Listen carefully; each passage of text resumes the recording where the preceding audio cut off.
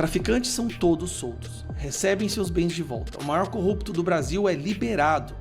Não só liberado, vocês ajudam a colocá-lo na presidência, censuram o outro lado durante as eleições, censuram milhões de brasileiros, censuram aqueles que verbalizam indignação pelo que vocês têm feito. Mas a culpa é de quem? É da polícia? A culpa é do governador? Hoje, desculpe falar isso, eu não estou falando da minha opinião, é o que todos falam. Hoje, a impressão que o Brasil tem é que a nossa mais alta corte, ela protege traficante, ela protege criminoso. E ela vê crime em palavras.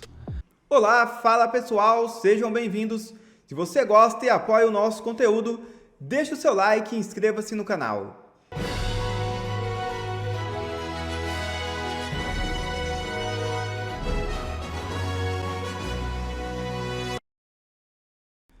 Veja esta matéria do Poder 360. Saiba como os Estados Unidos tentaram recrutar piloto para prender Maduro. É isso mesmo. Agente norte-americano ofereceu 50 milhões de dólares ao piloto presidencial venezuelano Bitner Villegas para levar Maduro à prisão. Edwin Lopes, agente do HSI dos Estados Unidos, propôs ao piloto presidencial venezuelano Bitner Villegas que desviasse o curso do avião do presidente Nicolás Maduro para algum local sob controle ou autoridade norte-americana com o intuito de prendê-lo em troca da recompensa financeira e reconhecimento. As negociações começaram em 24 de abril de 2024, ainda no governo de Joe Biden, quando um informante procurou a Embaixada dos Estados Unidos na República Dominicana com informações de que 2 jatos usados por Maduro estariam passando por reparo no país, de acordo com uma investigação da Associated Press, publicada na terça-feira, 28 de outubro deste ano. Os primeiros encontros foram formais e sem agenda específica. Villegas inicialmente negou detalhes, mas confirmou ter pilotado para o ex-presidente da Venezuela, Hugo Chávez, e para Maduro, mostrando fotos e informações de instalações militares. O agente, então, fez uma proposta. Se o piloto conduzisse Maduro para um local sob jurisdição norte-americana, ele receberia uma recompensa de 50 milhões de dólares e reconhecimento público dos Estados Unidos. Villegas compartilhou seu número de telefone com Lopes e pôde escolher o local do encontro: República Dominicana, Porto Rico ou a base norte-americana de Guantánamo, em Cuba. Tanto Villegas quanto os outros pilotos retornaram à Venezuela sem os jatos, que foram apreendidos por autoridades dos Estados Unidos. Lopes declarou à imprensa que os veículos continham um tesouro de informações, incluindo nomes de oficiais da Força Aérea Venezuelana e detalhes das rotas de voo. Nos 16 meses seguintes, o agente, mesmo aposentado, manteve contato com o piloto por WhatsApp e Telegram. As mensagens mencionavam a recompensa de 50 milhões de dólares e a possibilidade de um futuro melhor para seus filhos. Villegas, no entanto, bloqueou o número, encerrando as negociações. Depois do bloqueio, opositores ao governo venezuelano nos Estados Unidos fizeram ações públicas para pressionar Maduro. Uma publicação no X com mensagens de parabéns direcionadas a Villegas destacavam fotos comparativas de sua patente, sugerindo a necessidade de inspeção de suas atividades por causa de uma mudança abrupta. Minutos depois da publicação, a aeronave presidencial, que estava em curso sob o comando do piloto, fez uma volta inesperada e pousou novamente na Venezuela. Villegas reapareceu dias depois na televisão estatal em um programa de TV apresentado pelo ministro do Interior, Diosdado Cabello, reforçando sua lealdade a Maduro. O ministro destacou qualquer possibilidade de que as Forças Armadas da Venezuela pudessem ser compradas, elogiou a lealdade de Villegas e o chamou de patriota inabalável e destemido. Essas informações são chocantes. Por pouco, Maduro não foi capturado pelos Estados Unidos. Mas quem foi capturado em outro país foi 3 foragidos da mega operação no Rio de Janeiro. É isso mesmo. Autoridades detiveram 3 brasileiros na província de Misiones, na Argentina. Eles são suspeitos de integrarem o Comando Vermelho. A prisão ocorreu em área de vegetação densa próxima ao rio Uruguai, perto da cidade de Alba Posse. Os homens foram capturados após cruzarem ilegalmente a fronteira entre Brasil e Argentina. Que Deus me proteja nesse vídeo e guie as minhas palavras. Esse vídeo é um vídeo muito perigoso de ser gravado. Eu até coloquei meu terço aqui na câmera para poder filtrar, né? Porque o que eu vou fazer agora é considerado pela nossa justiça como uma espécie de terrorismo digital, discurso de ódio, ato antidemocrático. Crimes mais imperdoáveis que tráfico, assassinato e todo o resto. Mas eu preciso responder a uma pergunta feita pelo decano da nossa Suprema Corte. Gilmar Mendes fez a seguinte pergunta, ou demonstrou interesse em ter a resposta para uma pergunta. Gilmar, sobre a Operação Rio, temos que nos perguntar o que de errado temos feito. Primeiro passo, admitir que nem tudo que vocês fazem está certo. Ali você demonstrou humildade. Temos que nos perguntar o que de errado temos feito.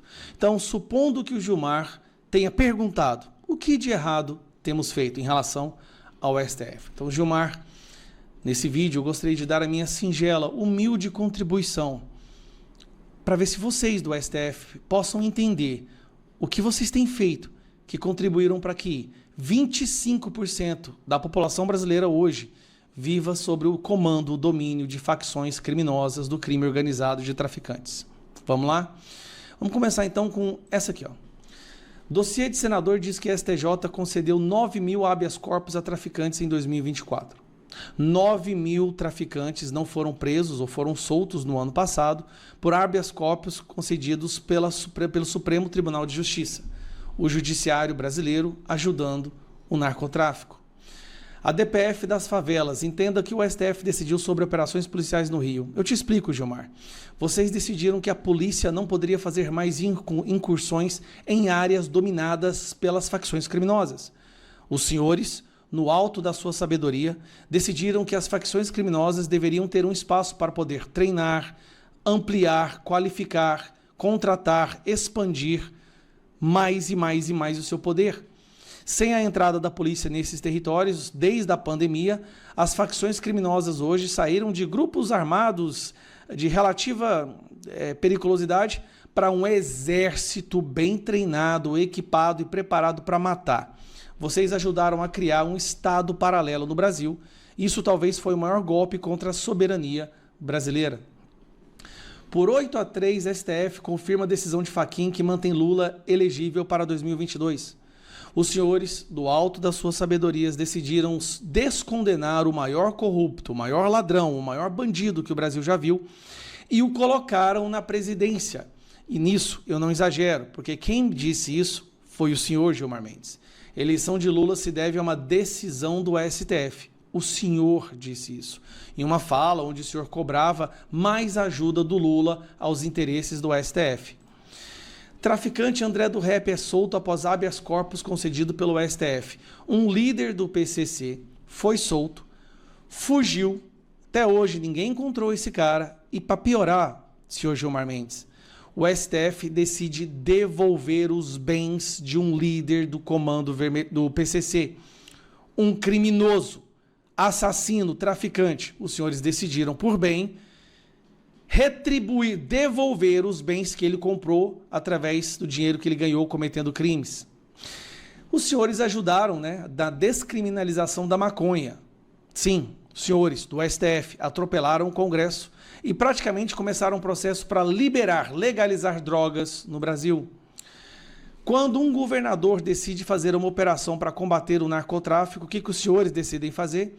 Intimidar, coagir e ameaçar esse governador. Moraes vai ao Rio para audiência com Cláudio Castro após mega operação policial que deixou 121 mortos. Quando a polícia prende, vocês soltam e ainda dão entrevista dizendo a polícia prende mal e o judiciário é obrigado a soltar, diz Lewandowski. E aqui diga de passagem, hoje muitos policiais nem querem mais prender, não sentem mais vontade de se arriscar a prender, porque ao prender, essa pessoa vai ser solta e o policial se torna alvo dessa pessoa. E continua. Vamos aqui. Audiência de custódia. Medida para dar celeridade à justiça ou favorece a impunidade? Hoje, boa parte dos traficantes e criminosos que são presos saem antes mesmo da polícia. Eles saem da delegacia antes mesmo do policial terminar de preencher o relatório. Em manifestação ao STF, a AGU defende invalidação de lei que restringe saídias de presos. O Congresso vota para acabar com a saidinha, STF e a Advocacia Geral da União, o BCIAS, que o Lula quer colocar no STF agora, quer derrubar a lei das saidinhas, porque vocês querem que os presos traficantes não fiquem presos. STF reitera que condenados por tráfico privilegiado podem ser beneficiados por indulto. Então, senhorinhas com a Bíblia na mão num prédio público num domingo não podem receber anistia, não podem ter indulto, mas traficantes podem. E para piorar, todo o esforço da nossa Suprema Corte hoje não está voltado para defender estas 25%, 50 milhões de pessoas que vivem sob o domínio do narcotráfico.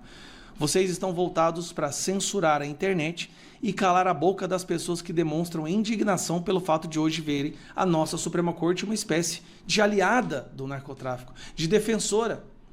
A Suprema Corte brasileira é falada por milhões de brasileiros como sendo uma espécie de escritório de advocacia do crime, de defesa do crime. As pesquisas mostram o nível de insatisfação. A polícia não quer mais prender. E um policial que reage para proteger a sua vida pode acabar sendo preso ou perder o seu trabalho. Então, senhor iluminado ministro do STF, quando o senhor pergunta o que temos feito, temos que perguntar o que de errado temos feito, primeira coisa, Gilmar, eu acho que vocês têm que perguntar alguma coisa certa vocês fizeram? A pergunta para se começar a entender essa celeuma, essa várzea que virou o Brasil, não é o que vocês fizeram de errado. A primeira pergunta é: houve alguma decisão do STF que foi acertada, que realmente contribuiu para diminuir a criminalidade, que realmente contribuiu para intimidar, coagir, para suprimir o narcotráfico a facções criminosas? Traficantes são todos soltos, recebem seus bens de volta. O maior corrupto do Brasil é liberado. Não só liberado, vocês ajudam a colocá-lo na presidência, censuram o outro lado durante as eleições, censuram milhões de brasileiros, censuram aqueles que verbalizam indignação pelo que vocês têm feito, querem defender a saidinha, mas a culpa é de quem? É da polícia? A culpa é do governador? Hoje, desculpe falar isso, eu não estou falando da minha opinião, é o que todos falam. Hoje, a impressão que o Brasil tem é que a nossa mais alta corte, ela protege traficante, ela protege criminoso. E ela vê crime em palavras. Ela vê que o perigo da democracia ou da soberania não é 50, 60 milhões de brasileiros vivendo sob o domínio de uma arma de um traficante. É de pessoas que vão na internet e gravam um vídeo para verbalizar, para articular um argumento demonstrando que não aguentam mais o que o Brasil está vivendo, que não apoiam e não apoiam as decisões da nossa Suprema Corte. Então, Gilmar, eu peço desculpas se durante esse vídeo, de acordo, obviamente, com a balança que vocês criaram, eu tenha cometido graves crimes. Mas eu tenho certeza, não são crimes tão graves quanto milhões e milhões de brasileiros sofrem todos os dias nas mãos de facções criminosas que os senhores impedem a polícia e o governo de combater. Que Deus me perdoe, espero não ter cometido nenhum crime aqui, mas aqui no Brasil de hoje a gente não sabe mais, né? Não tem como eu deixar de falar com vocês sobre esse caso que está agora para ser julgado no TSE envolvendo o Cláudio Castro. Nessa loucura toda desses últimos dias, é impressionante o timing deles terem agendado, pautado no TSE uma ação que pode levar à cassação do Cláudio Castro. É impressionante como a Justiça Eleitoral deixou de julgar a política e passou a fazer política. Impressionante como a Justiça Eleitoral passou a entender que os votos de ministros são mais relevantes que os votos das pessoas nas urnas. Vamos falar disso? Eu sou André Marcília, advogado, professor de Direito Constitucional, e peço a vocês já que se inscrevam aqui no canal. Vamos bater a nossa meta. Nossa meta é 400 mil inscritos. Falta pouco, se inscreva no canal e deixe o seu like. Ao deixar o seu like, o conteúdo é entendido pelo algoritmo como relevante e ele distribui para mais gente. Também peço que vocês considerem se já não são, se tornar membros aqui do canal. É só clicar na aba Seja Membro e você recebe conteúdos exclusivos e também prioridade nas respostas que eu dou aos comentários e perguntas que vocês deixam aqui no chat. Muito bem, isso dito isso, vamos nos recordar que, veja, aconteceu no Rio de Janeiro a operação que a gente viu, né? Bom, esse é um ponto. Depois veio uma decisão do Moraes totalmente estapafúrdia. Ele tomou a relatoria da DPF das favelas como Boulos ocupa lugares irregularmente. Ele ocupou irregularmente a DPF das favelas, o Moraes. Aí ele dá uma decisão totalmente inconstitucional dizendo que o Castro tem que fazer isso, tem que fazer aquilo, tem que dar explicações, tem que ir numa audiência. Ele mesmo, o Moraes, é que vai na audiência. Enfim, ele se tornou o governador do Rio. Né? Eu tenho até um vídeo já no canal, a gente tem alguns vídeos no canal comentando isso aí, depois dê uma olhada que eu explico melhor todos esses passos. E aí, o time perfeito para, nesse bololô todo, surgir um julgamento no TSE que poderá levar a cassação do Cláudio Castro. É impressionante o time. Impressionante mesmo. E lamentável, óbvio, porque está na cara que a Justiça Eleitoral está fazendo política e não julgando política, e não julgando a política, está se tornando política ao fazer coisas assim. Esse julgamento não tem nada a ver com o assunto. Supostamente nas eleições, na campanha anterior, o Cláudio Castro teria feito contratações de forma irregular e foi absolvido no TRE, né, que é o Tribunal Regional do Rio de Janeiro, e aí esse caso ficou meio mal parado, e está mal parado desde maio. Aí no dia seguinte da operação é pautado o caso, o recurso ao TSE é pautado. E assim, não é...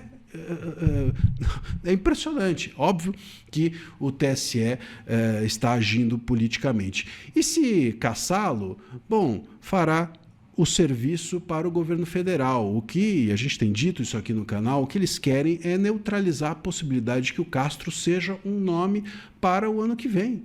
É disso que se trata. Ele ganhou agora uma visibilidade que ele não estava tendo e ele passa a ser um perigo, porque todo mundo que pode chegar ao Senado e é de direita, ou tem um viés de direita, ou todo mundo que pode se tornar um candidato à presidência e não é alinhado com o sistema, bom, se torna inimigo e passa a ser alvo da Justiça Eleitoral e do STF. É disso que se trata. TSE e STF são hoje um canhão voltado para todo mundo que é de direita e tem chances eleitorais no ano que vem. Não tem como explicar isso de outra forma. É óbvio. Por que o Senado? Porque o Senado pode fazer com que impeachment de ministros siga adiante. Por que o Executivo? Porque, óbvio, presidentes de direita podem também ser um elemento de confronto hoje com o STF, que consegue, com o governo Lula, fazer um 2-1 contra o Congresso. É isso. É só isso. Não tem mais nada de que a gente possa falar que não seja isso. É política, pura política do pior tipo. Essa decisão do Moraes, essa decisão do TSE agora pautando. Vamos lembrar outro pedido, a gente falou aqui do canal, sobre um pedido do Lindenberg para que o Castro também seja investigado no STF, obviamente, sempre no STF. Então, o que se quer é neutralizar politicamente o Castro, porque ele se tornou um nome visível. Eu espero que algum ministro ali evite que isso ocorra. Também já há notícias de que, enfim, há uma divisão dentro do TSE, que pode ter ministro que peça vista, que eles não querem politizar de uma forma tão escancarada, tão deliberada, tão evidente o interesse de alguns outros ministros de neutralizar o Castro. Enfim, tomara que isso não siga adiante. Mas se não seguir adiante no TSE, pode seguir adiante no STF com a investigação pedida pelo Lindenberg. Se não seguir na investigação pedida pelo Lindenberg, pode seguir na decisão do Moraes, que virou relator da DPF das favelas. Quer dizer, o STF tem um cardápio sempre, o sistema tem um cardápio de possibilidades para impedir que politicamente todo mundo de direita siga adiante e possa se tornar um eventual, não vou dizer inimigo, mas um eventual adversário desse poder hegemônico que o STF hoje exerce.